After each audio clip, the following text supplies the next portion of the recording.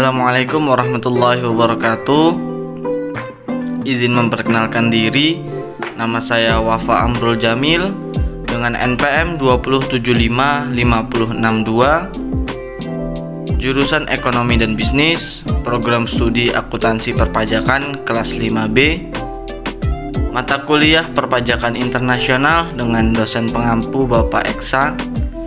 Di sini saya akan menjelaskan sedikit materi mengenai tax treaty provision, yang mana saya akan menjelaskan tentang capital gain, other income, dependent versus independent service.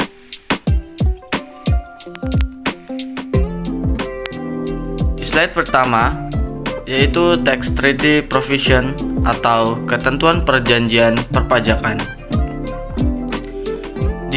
Definisinya yaitu perjanjian penghindaran pajak berganda atau P3B antara dua negara bilateral yang mengatur mengenai pembagian hak pemajakan atas penghasilan yang diperoleh dari salah satu atau kedua negara pihak pada persetujuan.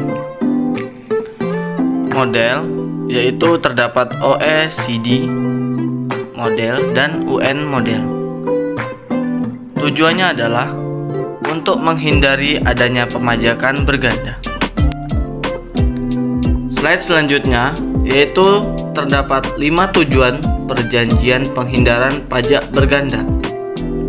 Yang pertama, tidak terjadi pemajakan ganda yang memberatkan iklim dunia usaha. Yang kedua, peningkatan investasi modal dari luar negeri. Yang ketiga, peningkatan sumber daya manusia. Yang keempat, pertukaran informasi guna mencegah pengelakan pajak. Yang terakhir yaitu kelima, kedudukan yang setara dalam hal pemajakan antar kedua negara. Slide selanjutnya yaitu masuk ke materi, yaitu capital gain. Capital gain secara umum adalah keuntungan yang diperoleh dari penjualan aset modal di mana harga jual melebihi harga pembelian investasi. Jenis-jenis capital gain. Yang pertama yaitu terdapat capital gain jangka pendek. Capital gain jangka pendek adalah jenis capital gain yang didapatkan oleh investor dalam kurun waktu 36 bulan atau di bawah 3 tahun setelah diakuisisi. Hal tersebut berlaku untuk jenis investasi properti. Sementara untuk jenis investasi saham dan reksadana, capital gain jangka pendek berlaku untuk tenor investasi selama 1 tahun. Capital gain jangka panjang. Sementara itu, bila seseorang investor menyimpan aset lebih dari 3 tahun, maka jenis keuntungan atau capital gain yang ia dapatkan adalah capital gain jangka panjang. Namun, hal tersebut tidak berlaku untuk aset bergerak seperti perhiasan, reksadana, dan sejenisnya. Untuk jenis aset bergerak, maka ia dianggap sebagai modal jangka pendek bila kepemilikannya kurang dari 12 bulan atau setahun. Selebihnya untuk termasuk kategori capital gain jangka panjang. Slide selanjutnya terdapat contoh kasus. Mr. Eko merupakan orang pribadi pengusaha emas dari Amerika.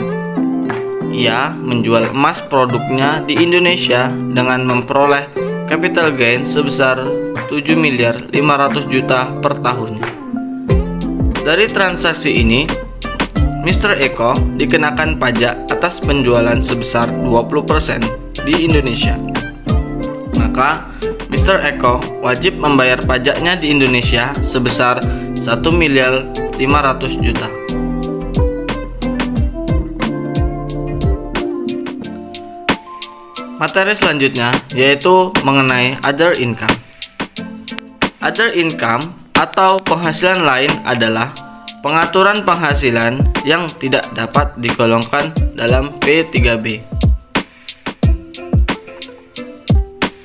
Contoh kasus other income. Nyonya Maryam merupakan orang Indonesia yang memperoleh penghasilan dari Amerika dengan menyewakan ruko di sana. Nyonya Maryam memperoleh penghasilan sewa setahun sebesar 500 juta dalam rupiah Indonesia.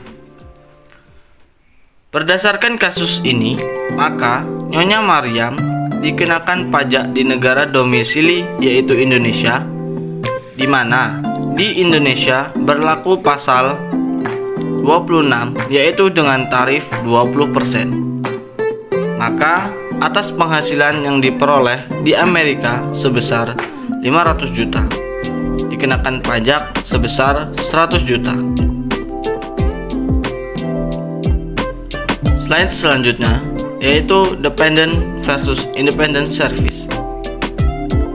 Dependent dan independent personal service negara lain atau negara sumber dapat memiliki hak pemajakan penghasilan independent personal service apabila penghasilan dari pekerjaan penghasilan dikenakan pajak di negaranya sendiri atau negara domisili, kecuali jika pekerjaan tersebut dilakukan di negara lain atau negara sumber. Contoh kasus, Wafa merupakan seorang dokter asal India. Beliau bekerja dengan membuka praktik di Indonesia dengan gaji sebesar 1 miliar setahun. Dari kasus ini, Wafa dikenakan pajak sebesar 20% di Indonesia, yaitu 200 juta. Ini terjadi jika Wafa bekerja tetap di Indonesia. Jika Wafa hanya sementara, maka hanya dikenakan pajak di negara domisilinya sesuai tarif yang berlaku. Itulah tadi yang dapat saya sampaikan mengenai materi. Kurang dan lebihnya saya mohon maaf, dan kepada Allah saya mohon ampun.